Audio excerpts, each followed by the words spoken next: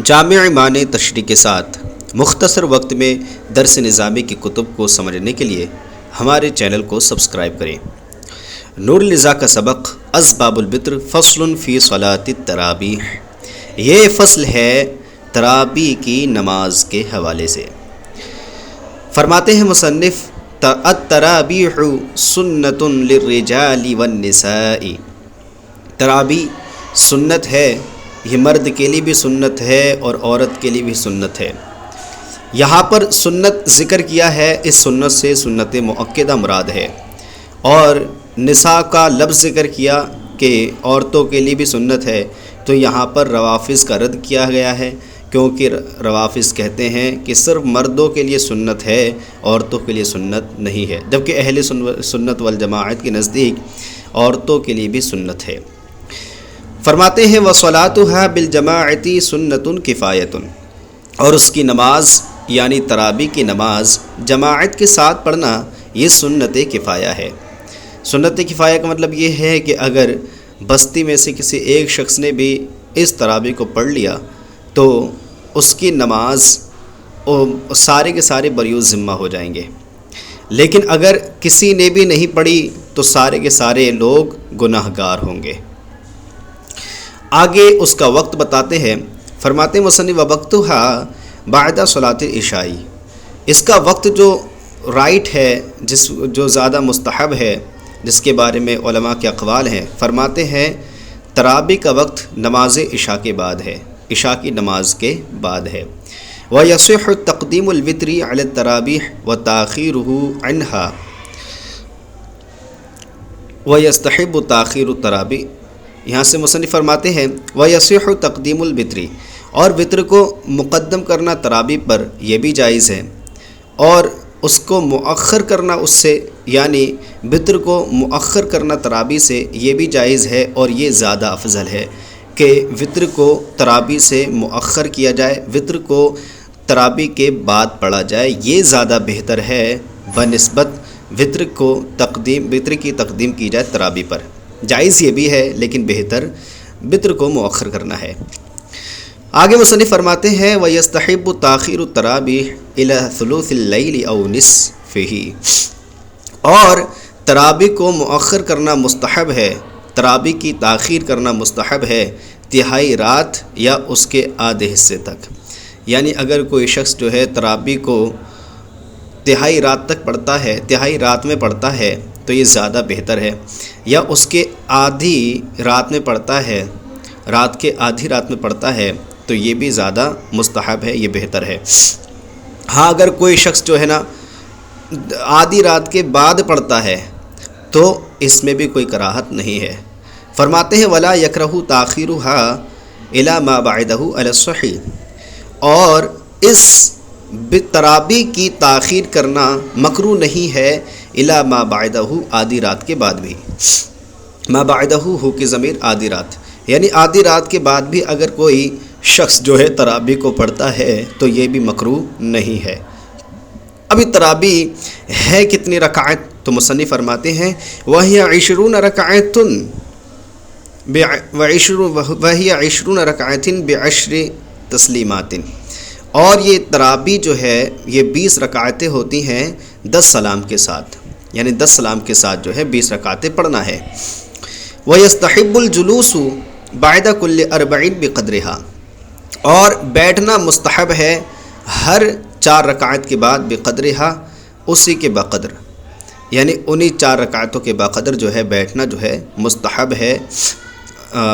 ہر 4 رکعت کے بعد بیٹھے یہ بہتر ہے۔ اور اسی طرح بیٹھنا مستحب ہے بین التربیہ خامسہ، 5ویں تربیہ کے درمیان، 5ویں تربیہ کے درمیان بیٹھے یہ بھی کیا ہے مستحب ہے، اور یوں ہی وطر کے بعد بیٹھے یہ بھی کیا ہے مستحب ہے۔ آگے مصنف فرماتے ہیں وَسُنَّةُ ختم القرآن فیہا مرتن، اور قرآن کا ختم کرنا فیہا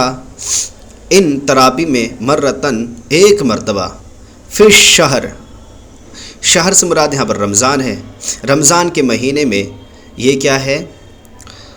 سنت ہے، یعنی ایک مرتبہ قرآن پاک ختم کرنا اس رمضان کے مہینے میں یہ سنت ہے، اور یاد رکھیں یہ ایک مرتبہ قرآن پاک جو ختم کرنا سنت ہے، یہ سنت مؤکدہ ہے۔ آگے مصنف فرماتے ہیں وَإِن مَلَّ بِهِ الْقَوْمُ قَرَأَ بِقَدْرِ مَا لَا يُؤَدِّي إِلَى تَنْفِيرِهِمْ فِي الْمُخْتَارِ، اور اگر اس کے ذریعے قوم اکتاتی ہو، جس کو قرأ بقدر تو اس قدر صرف پڑھے جس سے لا یؤدی الی تنفیرہم، جو ان کے جماعت کی تنفیر کا سبب نہ بنے، جماعت کے نفرت کا سبب نہ بنے۔ یعنی اگر قوم جو ہے اکتا رہی ہے، اگر ایک قرآن کے بعد اور زیادہ پڑھے، کیونکہ اگر ایک بار قرآن پڑھا تو یہ کیا ہے، یہ بہتر ہے، یہ تو سنت مؤکدہ ہے، لیکن 2 مرتبہ پڑھا تو یہ جو ہے افضل ہے، اس کی فضیلت آئی ہے، اور اگر تیسری مرتبہ پڑھا تو یہ سب سے زیادہ افضل ہے۔ تو اگر کوئی شخص جو ہے اگر امام صاحب جو ہے دوسری مرتبہ قرآن پاک پڑھا رہے ہیں اور اس میں قوم اکتا رہی ہے تو اسی قدر پڑھائیں جس قدر جو ہے قوم نہ اکتائے، لیکن ایک مرتبہ جو ہے پڑھنا پڑے گا ہی، کیونکہ وہ سنت مؤکدہ ہے، اس میں قوم اکتائے تب بھی اس کو نہیں دیکھا جائے گا، تب بھی اس کا پڑھنا نہیں چھوڑا جائے گا۔ فرماتے وَإِن مَلَّ بِهِ الْقَوْمُ، اور اگر اس کے ذریعے قوم اکتائے قرأ بقدر ما لا یؤدی الی تنفیرہم، تو اسی قدر پڑھے گا جو ہے لا یؤدی الی تنفیرہم، جو ان کی تنفیر، جو ان کی جماعت کی تنفیر کا سبب نہ بنے۔ فی المختار، یہی صحیح مذہب ہے۔ ولا یترک الصلاۃ علی النبی صلی اللہ تعالی علیہ وآلہ وسلم فی کل تشہد منہا، اور جو ہے ولو ملا القوم علی المختار، فرماتے ہیں مصنف، اور درود پاک پڑھنا نہیں چھوڑے گا، ترک نہیں کرے گا نبی پاک صلی اللہ تعالی علیہ وسلم پر ہر تشہد میں، یعنی تراویح کے ہر تشہد میں، اگرچہ قوم اکتائے، ولو مل القوم، اگرچہ قوم اکتائے، پھر بھی یہ جو ہے درود پاک کو پڑھنا نہیں چھوڑے گا، جو درود ابراہیم دیا گیا ہے وہاں تک اسے پڑھنا پڑے گا۔ ولا یترک ثناء و تسبیح الرکوع والسجود، اور نہ ہی ثنا اور رکوع کی تسبیح اور سجود کی تسبیح پڑھنا چھوڑے گا،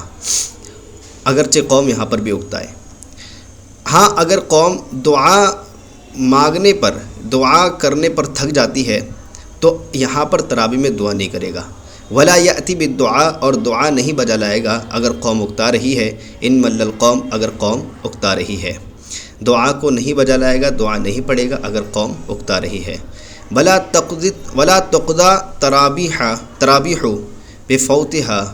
بفواتها منفردا ولا بجماعت،